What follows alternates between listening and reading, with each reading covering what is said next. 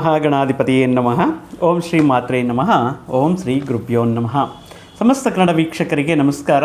ನೀವು ಮೊದಲನೇ ಬಾರಿ ನಮ್ಮ ಚಾನಲ್ ನೋಡ್ತಾ ಇದ್ದರೆ ದಯವಿಟ್ಟು ಸಬ್ಸ್ಕ್ರೈಬ್ ಮಾಡಿ ಅಂತ ಹೇಳ್ತಾ, ಮುಖ್ಯವಾಗಿ ದ್ವಾದಶ ರಾಶಿಗಳಿಗೆ ಮೇ ಮಾಸದಲ್ಲಿರುವಂತಹ ಗೋಚಾರ ಫಲಗಳೇನು, ಆಗ್ತಾ ಇರುವಂತಹ ಗ್ರಹ ಸಂಚಾರ ಏನು, ಬದಲಾಗ್ತಾ ಇರುವಂಥ ಗ್ರಹ ಸಂಚಾರದಿಂದ ಯಾವ ರೀತಿಗೆ ಯಾವ ರಾಶಿಗೆ ಅನುಕೂಲ ಪ್ರತಿಕೂಲ, ಯಾವ ರಾಶಿ ಜಾತಕರು ಮುಂಜಾಗ್ರತೆ ಕ್ರಮಗಳು ತಗೋಬೇಕು ಇತ್ಯಾದಿ ವಿಷಯಗಳನ್ನೆಲ್ಲ ನಾವು ಈ ವಿಡಿಯೋ ಮುಖಾಂತರ ತಿಳಿದುಕೊಳ್ಳೋಣ. ಅದರಲ್ಲಿ ಮುಖ್ಯವಾಗಿ ಸಿಂಹರಾಶಿ ಜಾತಕರಿಗೆ ಈ ಮೇ ಮಾಸದಲ್ಲಿ ಯಾವ ರೀತಿ ಅನುಕೂಲ ಫಲಗಳಿದೆ ಅಂತ ನೋಡುವುದಾದರೆ, ನಾವು ಕಳೆದ 2-3 ತಿಂಗಳು ಅಂದರೆ ಆಲ್ಮೋಸ್ಟ್ ಏಪ್ರಿಲ್ ತಿಂಗಳಲ್ಲಿ ಸಾಕಷ್ಟು ಗ್ರಹಗಳು ಅಷ್ಟಮ ಸ್ಥಾನದಲ್ಲಿ ಇದ್ದು ಇವರಿಗೆ ದೈಹಿಕವಾಗಿ, ಮಾನಸಿಕವಾಗಿ, ಆರ್ಥಿಕವಾಗಿ, ಕೌಟುಂಬಿಕವಿರುವಂತಹ ವಿಷಯಗಳಲ್ಲಿ ಸಾಕಷ್ಟು ಆತಂಕಗಳನ್ನು ನೋಡಿರುವಂತಹ ಸಿಂಹರಾಶಿಯವರಿಗೆ ಈ ಮೇ ಮಾಸ ಯಾವ ರೀತಿ ಅನುಕೂಲ ಫಲಗಳಿರುತ್ತೆ ಅನ್ನುವಂತಹ ವಿಷಯಗಳನ್ನು ನಾವು ನೋಡೋಣ. ಯಾಕಂದರೆ ನೋಡಿದ್ದೀವಿ, ಎಕ್ಸಾಂಪಲ್ ಉದಾಹರಣೆಗೆ ಏಪ್ರಿಲ್ ಮಾಸದಲ್ಲೇ ನಾವು ನೋಡಿದ್ದೇವೆ ಯಾವ ರೀತಿ ಇತ್ತು. ಅಷ್ಟಮ ಸ್ಥಾನದಲ್ಲಿ ಕುಜ, ಅಷ್ಟಮ ಸ್ಥಾನದಲ್ಲಿ ಶನಿ, ಅಷ್ಟಮ ಸ್ಥಾನದಲ್ಲಿ ಚಂದ್ರ ಮತ್ತು ರವಿ, ಶುಕ್ರ, 1-2 ಎಲ್ಲ ಗ್ರಹಗಳು ಕೂಡ ಅಷ್ಟಮ ಸ್ಥಾನದಲ್ಲಿದ್ದು ಸಾಕಷ್ಟು ಆತಂಕಗಳನ್ನು ನೋಡಿರುವಂತಹ ಸಿಂಹದ ಥರ ಮೇಲಿದಿರುವಂತಹ ಸಿಂಹರಾಶಿಯವರಿಗೆ ದೈಹಿಕವಾಗಿ, ಮಾನಸಿಕವಾಗಿ ಅನೇಕ ವಿಧವಾಗಿರುವಂತಹ ಸಮಸ್ಯೆಗಳು ನೋಡಿರುವಂತಹ ಸಂದರ್ಭಗಳು ಇತ್ತು. ಅಂದರೆ ಇದು ಗೋಚಾರದಿಂದ ಹೇಳಿರುವಂತಹ ಫಲಗಳು ಅಂತ ಹೇಳಬಹುದು. ಈ ರೀತಿ ಆತಂಕಗಳನ್ನು ಎದುರಿಸ್ತಾ ಇರುವಂತಹ ಈ ಸಿಂಹರಾಶಿ ಜಾತಕದವರಿಗೆ ಯಾವ ರೀತಿ ಇತ್ತು ಅಂತ ನಾವು ಒಂದ್ಸಾರಿ ರಿವ್ಯೂ ಮಾಡಿಕೊಂಡ್ರೆ, ಈ ಕುಜ, ಅಷ್ಟಮ ಕುಜ ಮುಖಾಂತರ ಆಕಸ್ಮಿಕವಾಗಿ ಸ್ಥಳ ಬದಲಾವಣೆ, ಮನೆ ಬದಲಾವಣೆ ಮಾಡಬೇಕಾಗಿತ್ತು, ಇರುವಂತಹ ಜಾಗ ಬಿಟ್ಬಿಟ್ಟು ಬೇರೆ ಜಾಗಕ್ಕೆ ಹೋಗಬೇಕಾಗಿರುವಂತಹ ಸಂದರ್ಭಗಳಾಗಿರಬಹುದು.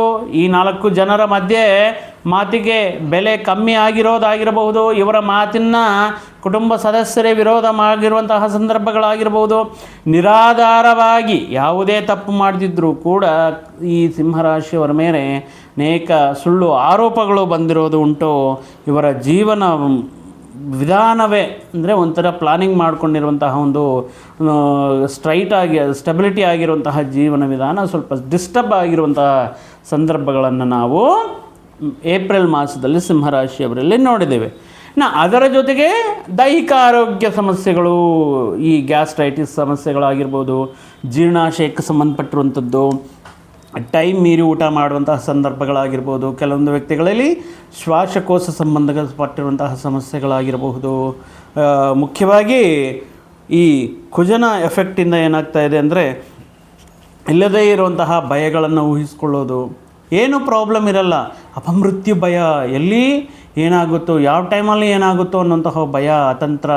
ಅಂದರೆ ಸಿಂಹರಾಶಿಯವರಿಗೆ ಪರ್ಟಿಕ್ಯುಲರಾಗಿ ಇವರಿಗೆ ಸಿಂಹಕ್ಕೆ ಇರುವಷ್ಟು ಶಕ್ತಿ, ಮಾನಸಿಕವಾಗಿರುವಂತಹ ಸದೃಢತೆ ಇರುತ್ತೆ. ಆದ್ರೂ ಕೂಡ ಅಷ್ಟಮದಲ್ಲಿ ಆಲ್ಮೋಸ್ಟ್ 5 ಗ್ರಹಗಳು ಸಂಚಾರವನ್ನು ಮಾಡುತ್ತಾ ಇವರಿಗೆ ಅನೇಕ ಭಯಗಳನ್ನು, ಸಂಶಯಗಳನ್ನು, ಭ್ರಮೆ, ಕೆಲವೊಂದು ವಿಷಯಗಳಲ್ಲಿ ಆತಂಕವನ್ನು ಸೃಷ್ಟಿ ಮಾಡಿರ್ತಾರೆ. ಆದರೆ ಮೇ ಮಾಸದಿಂದ ಈ ಅಷ್ಟಮ ಕುಜ ದೋಷ ಅನ್ನೋದು ಹೋಗ್ತಾ ಇದೆ, ಅಷ್ಟಮದಲ್ಲಿರುವಂತಹ ರವಿಯ ದೋಷ ಹೋಗ್ತಾ ಇದೆ. ರಾಶ್ಯಾಧಿಪತಿ ರವಿಯು ಕೂಡ ಅಷ್ಟಮದಲ್ಲಿದ್ದು ಅನೇಕ ವಿಧವಾಗಿರುವಂತಹ ವಿಷಯಗಳಲ್ಲಿ ಇವರಿಗೆ ಈ ಕೆಲವೊಂದು ಸಂದರ್ಭಗಳಲ್ಲಿ ಸಮಸ್ಯೆಗಳನ್ನು ಉಂಟಾಗಿರೋದು, ಆರೋಗ್ಯ ಸಮಸ್ಯೆಗಳಾಗಿರ್ಬೋದು ಇರುತ್ತೆ. ಮುಖ್ಯವಾಗಿ ಎಲ್ಲ ರೀತಿಯಲ್ಲಿ ಹಣಕಾಸಿನ ಖರ್ಚುಗಳು ಅನ್ನೋದು ಜಾಸ್ತಿ ನೋಡಿದರೆ, ಎಷ್ಟು ಕಷ್ಟಪಟ್ಟರೂ ಕೂಡ ಅದಕ್ಕೆ ತಕ್ಕಂತೆ ಕಷ್ಟಕ್ಕೆ ತಕ್ಕ ಫಲ ಸಿಗದೆ ಇರೋದಾಗಿರಬಹುದು. ಈ ರೀತಿ ವಿಷಯಗಳನ್ನೆಲ್ಲ ನೋಡಿರುವಂತಹ ಸಿಂಹರಾಶಿಯವರಿಗೆ ಈ ಆಲ್ಮೋಸ್ಟ್ ರವಿ, ರಾಶ್ಯಾಧಿಪತಿ ರವಿ ಆಲ್ಮೋಸ್ಟ್ ಒಂದು 4ರಿಂದ 4.5 ತಿಂಗಳ ನಂತರ ಈ ರವಿಯ ಬಲನೂ ಜಾಸ್ತಿ ಆಗ್ತಾ ಇದೆ, ಕುಜ ಬಲನೂ ಜಾಸ್ತಿ ಆಗ್ತಾ ಇದೆ.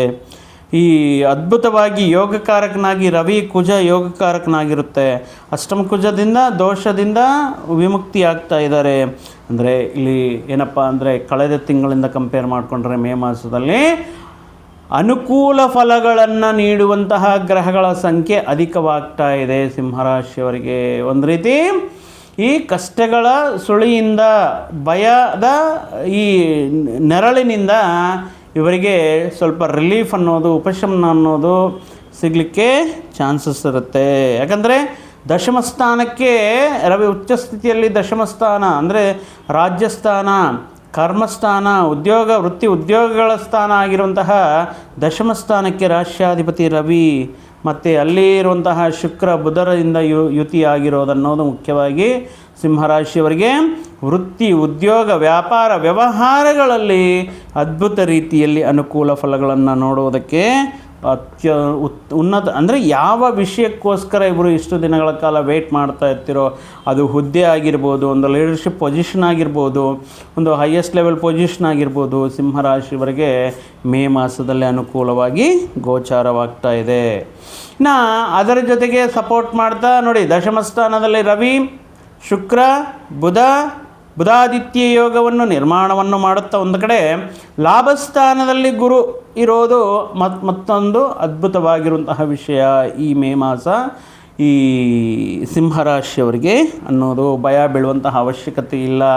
ಈಗ ನೋಡಿ, ಸಪ್ತಮದಲ್ಲಿ ಈಗ ಇರುವಂತಹ ರಾಹು, ಅದೇ ರೀತಿ ಅಷ್ಟಮ ಶನಿ, ಅದು ಇನ್ನೂ ಮುಂದಿನ ವರ್ಷದವರೆಗೂ ಇರುತ್ತೆ. ಅಷ್ಟಮ ಶನಿ ಮುಖಾಂತರ ಅನಾವಶ್ಯಕವಾಗಿ ಭಯ, ಒಂದು ರೀತಿ ಸ್ವಲ್ಪ ಆರೋಗ್ಯ ಸಮಸ್ಯೆ ಬಂದ್ರೂ ಕೂಡ ಏನೋ ಆಗ್ತಾ ಇದೆಯೇನೋ, ಏನಾದರೂ ಪ್ರಾಬ್ಲಮ್ ಏನೋ ಆಗುತ್ತೇನೋ, ನಾನಾ ಕಾರ್ಯ ವಿರೋಧಶೆ, ಯಾವುದೇ ಕೆಲಸ ಆರಂಭ ಮಾಡಿದ್ರೂ ಕೂಡ ಅದರಲ್ಲಿ ಬಹಳಷ್ಟು ಆತಂಕಗಳು, ಬಹಳಷ್ಟು ನಿರಾಶೆ ನಿಸ್ಪೃಹಗಳು, ಯಾವುದೇ ವಿಷಯದಲ್ಲಿ ಸಹಕಾರ ಇಲ್ಲದಿರೋದು, ಇಂತಹ ಸಮಸ್ಯೆಗಳು ನೋಡಿರುವಂತಹ ಸಿಂಹರಾಶಿಯವರಿಗೆ ಈಗ ದಶಮಕ್ಕೆ ಬಂದಿರುವಂತಹ ಗ್ರಹಗಳಾಗಿರ್ಬೋದು, ಏಕಾದಶ ಸ್ಥಾನದಲ್ಲಿರುವಂತಹ ಗುರುಬಲದಿಂದ ಮುಖ್ಯವಾಗಿ ಕೆಲವೊಂದು ಸಮಸ್ಯೆಗಳಿಂದ ಹೊರಗಡೆ ಬಂದು ಮತ್ತೆ ಈ ಸಿಂಹಕ್ಕೆ ಇರುವಷ್ಟು ಶಕ್ತಿ, ಗತ್ತು, ಮತ್ತೆ ಅವರು ಮತ್ತೆ ಬಲವನ್ನು ಅಂದರೆ ಪೂರ್ತಿ ಮಟ್ಟದಲ್ಲಿ ಆಗದಿದ್ದರೂ ಕೂಡ ಒಂದು ರೀತಿ ಚೇತರಿಕೆ ಪಡೆಯೋದಕ್ಕೆ ಈ ಮಾಸದಲ್ಲಿ ತುಂಬ ಅನುಕೂಲವಾಗಿರುತ್ತೆ. ಇನ್ನು ಮತ್ತು ನೋಡಬೇಕು ಅಂದರೆ ಈ ಮುಖ್ಯವಾಗಿ ರಾಷ್ಟ್ರಾಧಿಪತಿಯಾಗಿರುವಂತಹ ರವಿ, ಶುಕ್ರ, ಬುಧನ ಜೊತೆ ಸೇರಿರೋದು ಅನೇಕ ಸಮಸ್ಯೆಗಳಿಂದ, ಆರೋಗ್ಯ ಸಮಸ್ಯೆಗಳಿಂದ ಚೇತರಿಸ್ಕೊಳ್ಳೋಕ್ಕಾಗಿರ್ಬೋದು, ಅಥವಾ ನಿರುದ್ಯೋಗ ಸಮಸ್ಯೆಯಿಂದ ಚೇತರಿಸ್ಕೊಳ್ಳೋಕ್ಕಾಗಿರ್ಬೋದು, ಆರ್ಥಿಕ ಪರಿಸ್ಥಿತಿ ಉತ್ತಮ ರೀತಿಯಲ್ಲಿ ಬೆಳವಣಿಗೆ ಆಗೋದಾಗಿರಬಹುದು, ಅಥವಾ ವೃತ್ತಿ ಉದ್ಯೋಗಗಳಲ್ಲಿ ನಿಮ್ಮ ಪ್ರತಿಭೆಗೆ, ನಿಮ್ಮ ಕಷ್ಟಕ್ಕೆ ತಕ್ಕ ಪ್ರತಿಫಲ, ಗುರುತಿಸುವಿಕೆ, ಪ್ರಮೋಷನ್ ಸಿಗೋದಾಗಿರಬಹುದು. ಈ ಅಪಮೃತ್ಯು ಭಯ ಕಾಡ್ತಾ ಇರುತ್ತೆ. ಸೊ ಅದರಲ್ಲಿಂದ ಸ್ವಲ್ಪ ನಿಮಗೆ ಹೊರಗಡೆ ಬಂದು ಆಯುರ್ದಾಯವು ಜಾಸ್ತಿ ಹೆಚ್ಚಳ ಆಗಲಿಕ್ಕೆ ಈ ಮಾಸದಲ್ಲಿ ತುಂಬ ಚೆನ್ನಾಗಿ ಅದ್ಭುತವಾಗಿ ಸಿಂಹರಾಶಿಯವರಿಗೆ ಗ್ರಹಗಳ ಅನುಕೂಲತೆ ಅನ್ನೋದು 11ನೇ ತಾರೀಕಿಂದ ಆಗುತ್ತೆ. ಈಗ ಇರುವಂತಹ ಸಮಸ್ಯೆಗಳು ಏನಿದ್ರೂ ಕೂಡ ಇವು ಸ್ವಲ್ಪ ಕೆಲವು ದಿನಗಳ ಮಾತ್ರ. ಆದ್ದರಿಂದ ಅತಿಯಾಗಿ ಯೋಚನೆ ಮಾಡೋಕ್ಕೆ ಹೋಗಬೇಡಿ ನೀವು. ಕೇವಲ ಯಾಕಂದರೆ ಸಪ್ತಮದಲ್ಲಿ ಕೇತು, ಅಷ್ಟಮ ಶನಿ ಈ ರೀತಿ ಭಯ ಹುಟ್ಟಿಸ್ತಾ ಇರ್ತಾರೆ. ಅಷ್ಟಮ ಕುಜ ಇದ್ದರು ಇನ್ ಕೇಸ್ ಅಲ್ಲಿ ಮೇಜರಾಗಿ ಅಪಘಾತಗಳು ಇತ್ಯಾದಿ ವಿಷಯಗಳಿಂದ ಅದರಲ್ಲಿಂದೆಲ್ಲ ಹೊರಗಡೆ ಬಂದಿದ್ದೀರಾ. ಸೊ ಈಗ ಈ ಸಂದರ್ಭದಲ್ಲಿ ಆ ರೀತಿ ಭಯಕ್ಕೆ ಈಡಾಗುವಂತಹ ಸಂದರ್ಭಗಳು ಇಲ್ಲ. ನೀವು ಮಾಡುವಂತಹ ಪ್ರಯತ್ನಗಳಲ್ಲಾಗಿರಬಹುದು, ಈ ಕುಟುಂಬ ಸದಸ್ಯರ ಸಪೋರ್ಟ್ ಅನ್ನೋದು ವಿಪರೀತವಾಗಿರುತ್ತೆ. ನೀವು ಮಾಡುವಂತಹ ಯಾವುದೇ ಪ್ರಯತ್ನಗಳಲ್ಲಾಗಿರ್ಬೋದು, ಕುಟುಂಬ ಸದಸ್ಯರ ಸಪೋರ್ಟು, ಅವ್ರು ನೀಡುವಂತಹ ಒಂದು ಸಜೆಷನ್ಸ್ ಆಗಿರ್ಬೋದು, ಅವ್ರು ನೀಡುವಂತಹ ಹಣಕಾಸಿನ ವಿಷಯಗಳಾಗಿರ್ಬೋದು ತುಂಬ ಅನುಕೂಲವಾಗಿರುತ್ತೆ. ಈ ಸಂದರ್ಭದಲ್ಲಿ ಒಂದು ಹೊಸ ವಾಹನವನ್ನು, ಹೊಸ ಸ್ಥಳ, ಹೊಸ ಜಾಗ ಪರ್ಚೇಸ್ ಮಾಡೋದಾಗಿರ್ಬೋದು ಈ ಮಾಸದಲ್ಲಿ ತುಂಬ ಅನುಕೂಲವಾಗಿರುತ್ತೆ. ಅಥವಾ ಒಂದು ಮನೆ ಪರ್ಚೇಸ್ ಮಾಡಬೇಕಂದ್ಕೊಂಡ್ರು, ಅಥವಾ ಗೃಹ ನಿರ್ಮಾಣ ಮಾಡಬೇಕಂದ್ಕೊಂಡ್ರು, ಅಥವಾ ತುಂಬ ದಿನಗಳಿಂದ ಯಾವುದಾದ್ರೂ ಒಂದು ಫೋನ್ ಲ್ಯಾಪ್ಟಾಪ್ ಪರ್ಚೇಸ್ ಮಾಡಬೇಕು, ಇಲ್ಲ electronic gadgets, washing machine, T V ಇತ್ಯಾದಿ ವಿಷಯಗಳನ್ನು ಪರ್ಚೇಸ್ ಮಾಡೋದಕ್ಕೂ ಕೂಡ ಈ ಮಾಸದಲ್ಲಿ ಅನುಕೂಲವಾಗಿರುತ್ತೆ. ಸೊ ಹಿಂದಿನ ಮಾಸಗಳಿಗೆ ಕಂಪೇರ್ ಮಾಡಿಕೊಂಡ್ರೆ ಮೇ ಮಾಸ ಸಿಂಹರಾಶಿಯವರಿಗೆ ಒಂದು ರೀತಿ ಸಮಸ್ಯೆಗಳ ಸುಳಿಯಿಂದ ಹೊರಗಡೆ ಹಾಕುವಂತಹ ಮಾಸ. ಅದೇ ರೀತಿ ಗ್ರಹಗಳ ಅನುಕೂಲತೆ ಮತ್ತು ಆಶೀರ್ವಾದನೂ ಕೂಡ ಈ 11ನೇ ತಾರೀಕಿಂದ ಒಂದೊಂದು ಗ್ರಹ ನಿಮಗೆ ಅನುಕೂಲವಾಗಿ ಈ ಮಾಸದಲ್ಲಿ ಅತ್ಯಂತ ಶುಭ ಫಲಗಳನ್ನು ನೀಡುತ್ತೆ. ನಿಮ್ಮ ಗತ್ತನ್ನು ಮತ್ತೆ ಪ್ರದರ್ಶನ ಮಾಡೋದಕ್ಕೆ, ನಿಮ್ಮ ಗರ್ಜನೆಯಿಂದ ಮತ್ತೆ ಎಲ್ಲ ವಿಷಯಗಳನ್ನು ನಿಮ್ಮ ಈ ಕಂಟ್ರೋಲಲ್ಲಿ ತಗೊಳ್ಳೋದಕ್ಕೆ ನಿಮ್ಮಲ್ಲಿರುವಂತಹ ಅಭಿಪ್ರಾಯಗಳಾಗಿರ್ಬೋದು, ನಿಮ್ಮ ಭಾವನೆಗಳಾಗಿರ್ಬೋದು, ಕಮ್ಯುನಿಕೇಷನ್ ಆಗಿರ್ಬೋದು, ಧೈರ್ಯದಿಂದ ಹೇಳೋದಕ್ಕೆ ಈ ಮಾಸ ತುಂಬ ಅನುಕೂಲವಾಗಿರುತ್ತೆ. ಆದರೆ ಸಪ್ತಮ ರಾಹು ಮತ್ತು ಅಷ್ಟಮ ಶನಿ ದೋಷ ಪ್ರಕಾರ ಈ ಸ್ವಲ್ಪ ದೋಷ ಉಂಟು ಮಾಡ್ತಾ ಇರೋದ್ರಿಂದ ಶನಿ ಪರಮಾತ್ಮನ ಅನುಗ್ರಹ ಅನ್ನೋದು ಬೇಕಾಗಿರುತ್ತೆ. ಸೊ ಇದಕ್ಕೋಸ್ಕರ ನೀವು ಪರಮಶಿವನ ಆಶೀರ್ವಾದ, ಪರಮೇಶ್ವರನ ಕೈ ಬಿಡಬೇಡಿ. ಪರಮೇಶ್ವರ ಪಂಚಾಕ್ಷರಿ ಮಂತ್ರವನ್ನು ಜಪ ಮಾಡ್ತಾಯಿರಿ.